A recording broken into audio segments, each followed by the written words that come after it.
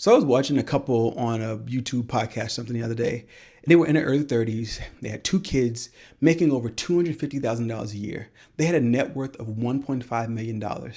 On paper, they've made it. But here's the thing. The wife was wearing leggings with holes in them. And her reason? She couldn't bring herself to spend $55 on a new pair. And it's not because they don't have the money. It's because of something much deeper. Let me show you. Just workout leggings. Like, my leggings have holes in them in the knees, and from just years of use. And even trying to buy new leggings, I couldn't do it until there was a sale. Leggings, $55. You have $1.5 million in the bank. Now, most people hear that and think, just buy the leggings. What's wrong with you? But that's the wrong question. The right question is, what happened to her that made spending $55 feel dangerous? Because when you hear her story, it makes perfect sense. If I want something, I have to do it myself. Like, I had to get a job at a young age. I was 14, my first job working under the table. And then my ultimatum was, I played softball growing up, and it's either choose softball or get a job. So I stopped softball and I got a job to pay for car insurance, gas, like going to the movies or something. And then it trickled into, I lived with my dad mostly full time when they divorced, but it turned into my dad saying, well, can you pay for your cell phone bill? Can you pay for cable?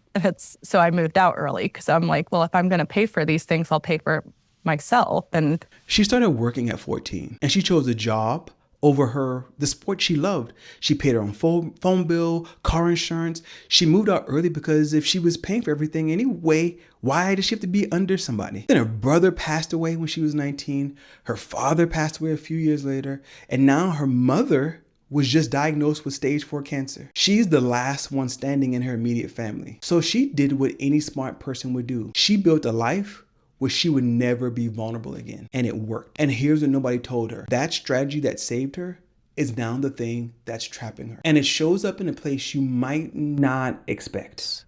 That's the hard part. I feel like I'm still trying to envision what that could be. At one point, Dave and I were like, do we buy a second property? Like, do we buy a vacation home? And the more I thought about it, I was like, no, I don't think that's really what I want my rich life to be. It's great that like we have brought it up a couple times now, but I don't think a second property would make me like, that's not. Why are we talking about what you don't want? Did you catch that? He asked her what she wants for her life, and she can't answer that. The only thing she can say is what she doesn't want. And this is the part that most people miss. When you've lost that much, a brother, a father, a mother, fighting for a life, all the things that could happen, wanting things starts to feel like something you can't afford. Not financially, but emotionally. Every time she reached for something, it either wasn't there or it got taken away. So her brain learned a lesson. Wanting things is dangerous. So she stopped, not because she doesn't have desires, but because wanting things and not getting them, it hurts too much. So she turned it off. And that worked when she was 14 and had nothing. But now she's 33 with a husband and a family, and they have a net worth of $1.5 million. And she still can't name one thing she wants for herself. That's not a spending problem. That's not a budget problem. That is a money story so deep, she doesn't even know it's running her life. That I'm not happy with being at this place. Because I'm so happy that we aren't struggling. But it's like, there's got to be more than just being happy that we're not struggling. Yeah. There's got to be more than just being happy that we're not struggling. That is not a rich person's problem. That's an everybody's problem. How many of us are living our lives just trying to not struggle and calling that success? How many of us set the bar at, hey, we're okay, and never let ourselves ask, but what do I actually want? I want to get a massage for myself. We make $278,000 to $340,000. Mm-hmm. But do I need it? Okay, so she finally said what she wanted. Then she says, do I need it? That question has been running her life the entire time.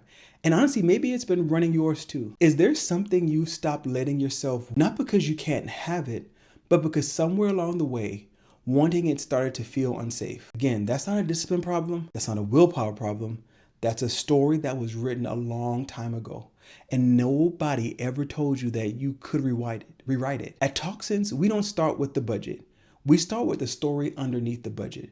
Because until you can understand why you can't name what you want, no spreadsheet is going to give you permission. You never learn to give yourself. If any part of her story felt familiar, TalkSense was made for you. Talk first, who's later. Talk sense.